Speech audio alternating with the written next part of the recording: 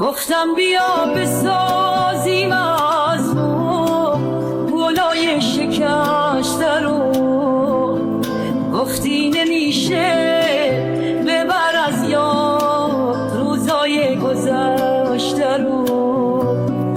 گفتم تو اشاتی بذاری من قبولش میکنم، گفتی نذارم ره تو پای من حرومش میکنم.